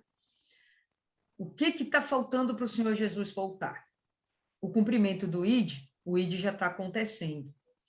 Falta só todas as pessoas do mundo terem acesso à palavra de Deus, seria muito conveniente, mas, pessoal, de fato e de verdade, não é o que está faltando. O que está faltando é só Deus dizer, vai, Jesus. É só isso que está faltando. Não é todo mundo que vai ter acesso à palavra, tá? Pelo menos hoje, eu já tive essa concepção, eu estou, às vezes, mudando as opiniões bem rápido, mas quanto mais eu leio, mais eu percebo que está muito, gente, muito na vontade de Deus, no controle de Deus, não necessariamente dentro daquilo que a gente conhece. É a vontade de Deus que é suprema. E quando ele chegar e disser, meu filho, vai, ele simplesmente vai vir. Isso só vai acontecer quando todos conhecerem a palavra de Deus. Se a gente depender realmente disso, Jesus não volta nos próximos anos. Tem muita gente ainda que não tem o entendimento da palavra, que não tem o conhecimento. Não vou falar entendimento, eu vou falar conhecimento, que não tiver acesso à palavra de Deus. E pelo andar da carruagem, não bate. O que Apocalipse diz, o que Zacarias diz, o que Isaías diz, né? Ezequiel, o que esses livros proféticos dizem a respeito do final dos tempos, né? Com o fato de todos conhecerem a palavra de Deus, não bate. A supremacia dos sinais, de vários outros sinais, eu acredito que são maiores do que apenas a palavra de Deus ser conhecida por todos. Então, muitos outros sinais estão levando isso a chegar a termo, ao final dos tempos chegarem, a chegar o momento do Senhor Jesus voltar. Não acredito mais que seja tão somente a pregação da palavra, que seja o principal motivo determinante da volta de Jesus. Eu não penso mais assim. Pensei já assim algum tempo atrás, já não penso mais assim. Pode falar, Cristiane. Eu não terminei. Deixa a Cristiane concluir, depois Maiana volta. Todos, desde o início da Bíblia, ali na vida, eles já tinham conhecimento de Deus, como você falou, Lília. E quando Caim matou Abel, ele soube que o que ele fez foi errado, então ele fugiu, ele se escondeu. E assim foi seguindo.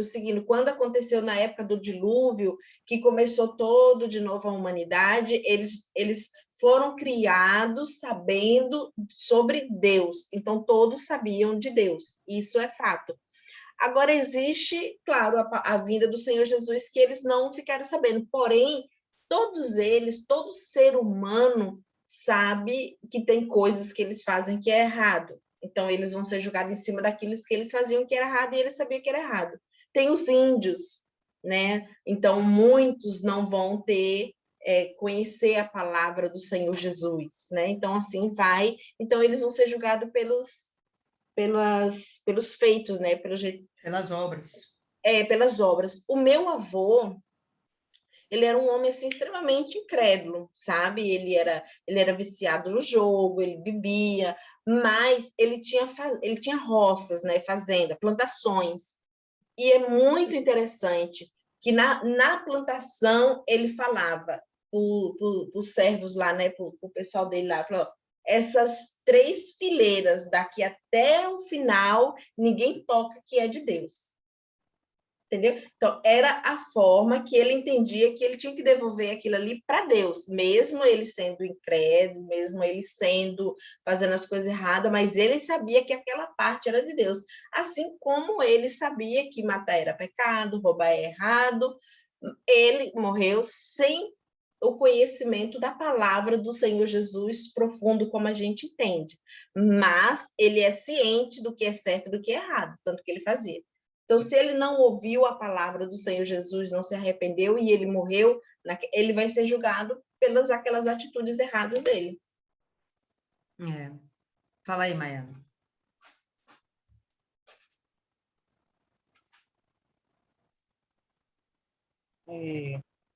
Quando a senhora falou de Judá, que Deus... Deixa eu lembrar como a senhora disse.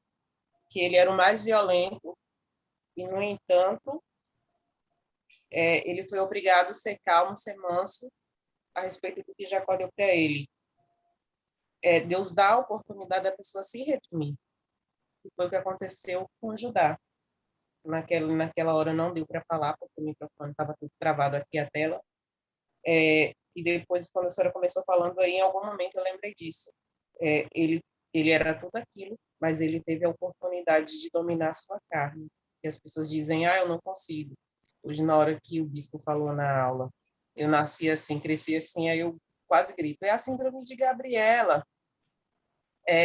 Deus, mesmo não tendo dado herança, mas de certa forma ele ficou ali entre todos, ele podia estar entre todos, ele ficou no meio dos irmãos, e ainda com aquilo, eu posso ser melhor a cada dia, que é o que o ser humano não quer, ser melhor a cada dia, porque para eles é sinônimo de inferioridade.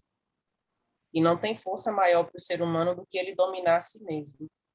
Ele diz que quem domina muitos é forte, mas quem domina a si mesmo é invencível.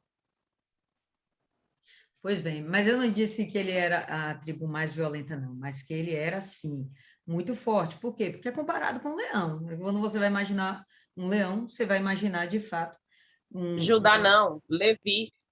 Bom, Levi, sim, sim, senhora. Foi Levi. Perfeito. Agora começa a fazer sentido as coisas que você falou. Então, tá certo, tá beleza. Mais alguém? Mais alguma coisa?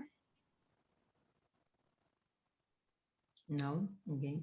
Dona Cida, a senhora nunca mais falou nada, Dona Cida. A gente fica com saudade da senhora. Fale alguma coisa, fale. Nem que seja boa noite.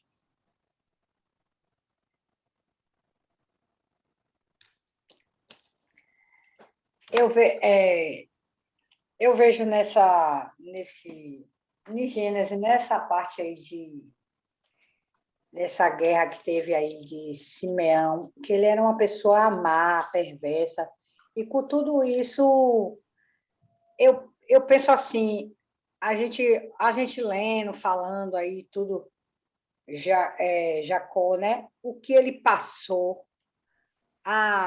sabendo que o filho dele tinha morrido, não é fácil, né? A dor, como ele vivia aquele tempo, né? Esse tempo todo sofrendo, e os irmãos, né? Esse Simeão mesmo, com toda a perversidade. Por quê? Por causa da inveja. Hoje em dia, né? Muita gente são prejudicados por causa de uma bobagem, uma inveja, né? De querer, juntou, ele prejudicou não só ao pai dele, como é que eles viviam naquele tempo, guardando isso para si, né? Porque todos eles guardaram esse segredo para o pai, vendo o pai sofrendo ali. Eu fico vendo vocês falando aí e pensando, né? Como viveu Jacó, que dor passou esse homem, né? Esse pai. para depois encontrar José. Tudo bem que José foi abençoado e a bênção dele foi ilimitada, né? Mas ilimitada, mas ele sofreu muito. De todos, foi o mais abençoado, né? Aqui. E Simeão, eu acho, pelo que vocês falaram aí, ele não teve perdão, né? Levi ainda, né, teve coisa, mas Simeão, ele não teve, porque ele era tão perverso, e essa perversidade ali naquele meio, né, ele prejudicava, querendo ou não, prejudicava os irmãos. Porque quando a gente tem alguém de junto da gente que ela só semeia coisa ruim, essa espiritualidade, né? Querendo ou não, passa, né? A gente vai adquirindo algumas coisas. Isso que ficou para mim, a gente fala assim, é simples, Jacó. Que amargura na alma Jacó não tinha, né? De esperar o seu filho e saber. E eles guardaram isso o tempo todo, né? Essa mentira, por causa de inveja, né? E que a inveja prejudica a muitas pessoas, né? Eu acho que é um sentimento pior do mundo, é a inveja. Ficou isso para mim, porque eu fico pensando, eu entro assim nos capítulos e vejo, porque a gente fala assim, Jacó reencontrou o filho, pá. E o que Jacó passou, né? Esse tempo todo, esses anos todos. E José, meu Deus do céu, como ele não sofreu, né? Ele foi escravo. E escravo naquele tempo não era fácil, não. Né? O tempo da escravizaura ainda era mais. O tempo ainda era menos, né? Mas José deve ter comido o pão que o inferno amassou lá no. Eu fico pensando assim, mas aí, né? Veio a bênção, né? Ele foi abençoado, mas a carga que esse rapaz teve, né? Na vida dele. Ele foi forte, né? Mas como é Deus que prepara tudo, então até o psicológico dele foi renovado. Ficou isso para mim, né? Eu vou analisando pessoa por pessoa, porque a gente lê, é muito bonito tudo, mas o que eles sofreram para chegar até aí, né? Ficou isso para mim. Beleza, dona Cida, beleza. E isso é verdade, eles sofreram muito. Tem um momento, qual foi o verso? Espera aí, deixa eu ver.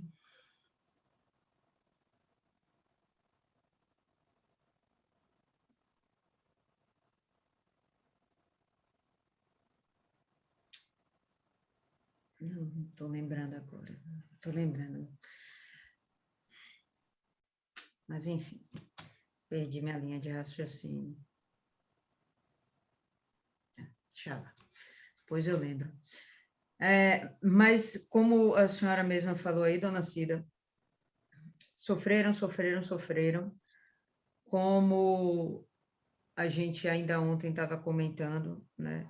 Enfim, vou trazer o assunto à baila de novo, né? A gente pode ficar pensando em algum momento, né? Como Deus permite tantas dores e tantas circunstâncias desagradáveis e ruins que a gente não imagina. A gente não espera isso de um pai. A gente não espera que um pai vá colocar diante da gente coisas ruins, coisas que vão nos machucar. Né? Pelo menos eu, se tivesse um filho, eu não imagino algo que eu pudesse fazer para o crescimento dele, que eu lhe impusesse com a clara intenção de lhe causar alguma dor. Imagina. Mas quando a gente vai ver essa história de José em particular, que vou lembrar é um tipo de Jesus, a gente vai perceber que sim, Deus às vezes propicia situações nas quais vamos sofrer ainda que ele esteja no controle de tudo, não vamos sofrer algo que não possamos suportar. Ele não vai deixar chegar no limiar de morte, algo que a gente jogue tudo para o alto, não. Agora já deu. Se ninguém me matar, eu me mato. Ele não vai permitir que chegue nesse momento, nesse ponto, mas sim terão aflições que vamos passar, porque Deus vai criar tais situações. Teve algo que já aconteceu comigo, já comentei com algumas de vocês, que eu, com meus 6 anos de idade, desenvolvi uma doença autoimune. E essa doença, eu ficava me perguntando, guria, 6 anos de idade, criança, ficava me perguntando, Deus, por que o Senhor não me cura? E você ser uma criança, né, o poço da inocência, e você falar com o seu pai não te responder, pelo menos é aquilo que você entende naquele momento, Deus não te responde, você fica confusa a tal ponto que você começa a acreditar que não existe Deus. E eu, naquele momento, passei a acreditar. Quando eu me tornei ateia? Quando eu fiz 6 anos de idade. Por quê? Porque eu tive uma enfermidade. E na minha cabeça de criança, eu imaginava, como assim uma criança pode sofrer? Como uma criança pode sofrer? Por que que eu sou criança e eu tenho que sofrer? Eu já fazia essas ponderações como se houvesse em mim uma justiça tal que eu não pudesse sofrer nenhuma injustiça. Eu não mereço isso. Mas, pessoal, digo para vocês seguramente, foi uma enfermidade que me causou muita dor, tirou de mim muitas lágrimas, me deixou com muito complexo de inferioridade, com timidez e uma série de outros problemas pessoais, de fora o íntimo, mas que me fizeram ser extremamente forte. Se eu não tivesse sofrido essas coisas lá atrás, possivelmente hoje eu não permaneceria na presença de Deus. Talvez eu até nem chegaria à presença de Deus. E foi algo que me foi causado lá atrás. Ah, mas você foi vítima de feitiçaria e teve situações desse nível? Teve. Mas, mais uma vez, por que que eu vou ser a vítima de algo que eu não causei? Por que que eu vou ser objeto de vingança quando não sou eu a causa do problema? Por que que Deus permitiu isso? Então, sinceramente, se não foi para me deixar mais forte, é porque ele é um masoquista, né? Ele gosta de ver os outros sofrer. E como eu não acredito, masoquista não, né? Um sádico. Masoquista é o que gosta de sofrer. Né? Então, ele é um sádico, ele gosta de ver os outros sofrendo. Eu não acredito que ele é um simples sádico. Eu acredito que ele permite que a gente sofra algumas situações e, às vezes, tudo bem, não vem do dedo dele. Olha, eu vou te causar uma doença. Pode ser que não. Na minha concepção, comigo, eu acho que não foi Deus que me colocou uma doença.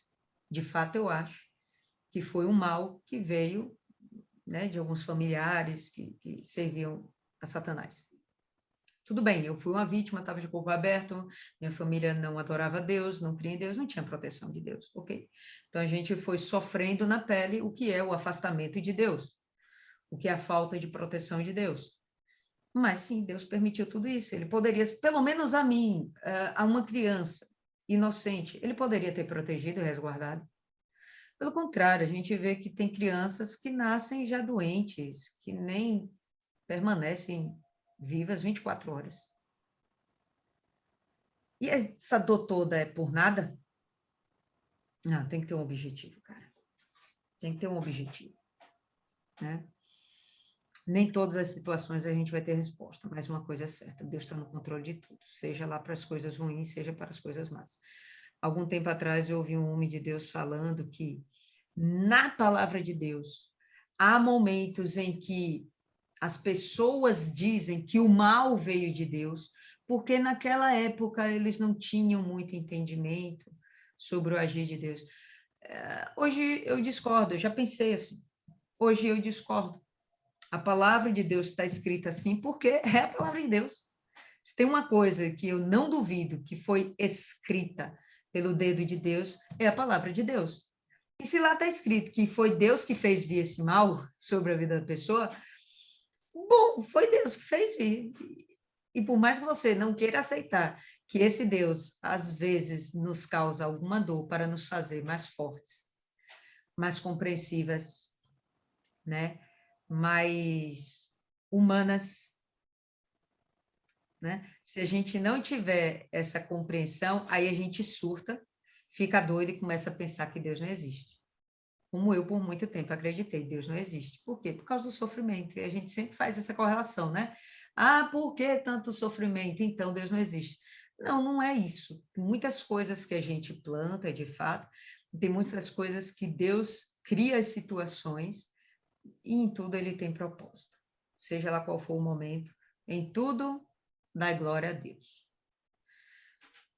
Fala aí, Cristiane. E aquela palavra que pergunta ao Senhor se foi por causa do pecado dos pais que aquela criança estava sofrendo. E Jesus disse que não, que seria para a manifestação do poder de Deus. Pois é. Então, de onde Talvez veio a aquela... manifestação... É que, assim, ó, a manifestação do poder de Deus, naquele momento, lá naquela época, lá naquele momento, fosse para que Jesus curasse e o milagre acontecesse e as pessoas se convertessem. Mas, às vezes, na vida, no seu caso, foi que essa mulher que você se tornou forte, você manifesta o poder de Deus que você tem. Se você não tivesse essa maturidade, essa força, talvez Deus não poderia manifestar através de você, porque você não ficou uma pessoa forte, uma pessoa mais, ou uma mulher mais fragilizada, ou quantas mulheres, né? Então, talvez pode ser por aí, né? Exato. Exato, eu estou já amadurecendo, né? A gente vai amadurecendo, né, pessoal? Espiritualmente falando, a gente vai amadurecendo. Cada dia que passa, a gente amadurece um pouco mais e a gente aprofundando aqui o nosso entendimento da Bíblia, tem umas coisas que não faz sentido. Não faz sentido porque o nosso olhar ainda é humano, não é divino. Se a gente tivesse um entendimento de Deus, opa, faz todo sentido. Eu não morri, eu fiquei doente, eu padeci, eu sofri pra cacete, mas eu não morri, não morri. E tive que vencer preconceitos, e quando você vai vencendo esses preconceitos, você vai se tornando mais forte. Não é mais qualquer coisa que te abala, não é mais qualquer coisa que te derruba, entendeu? Então, nesse sentido, você vai ficando realmente fortalecido, tá? Aí você recebe a cura. Pô, que bênção, eu recebi a cura. Agora, já não é qualquer coisa que te vence, porque você sabe que Deus pode curar coisas que duram eternidades, né? Que duram muito tempo, que médicos não conseguem descobrir nem a causa e nem a cura, mas de uma hora para outra você é curado. Então, você passa da incredulidade para a credulidade e, com isso, ainda forte. Então, Deus tem um jeito dele de preparar os seus servos. É o jeito dele, né? É o jeito desse pai, que sabe o que a gente não sabe. Mais alguém, pessoal? Mais algum comentário? Alguma coisa? Então, pronto. Quem faz aí a nossa oração de encerramento? Meu Deus, que eu não espere 10 minutos para ver alguém se levantando para orar. Em nome do Senhor Jesus. Quem ora aí, pessoal?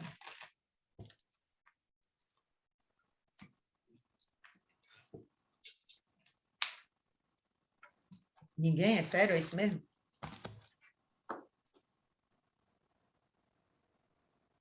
A gente vai encerrar sem oração? É isso mesmo?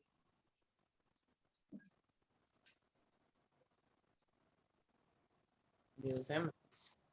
Deus é mais, eu também acho. Eu oro de novo. Por favor, Maiana. Senhor, nosso Deus amado e querido, graça nós te damos, porque mais uma vez o Senhor revelou a excelência da sua grandeza. Então, meu Pai, que possamos aprender a dominar nossas fraquezas, a nos fortalecer no Senhor, sabendo que todo mal que vem contra a nossa vida é para nos fazer mais forte, é para fazer com que as nossas raízes se aprofundem, porque estamos alicerçadas no Senhor. E é o Senhor quem vai nos manter firme, ainda que balance, meu Pai, a gente vai permanecer de pé. E se por acaso cair, o Senhor é poderoso o suficiente para nos reerguer mais fortes.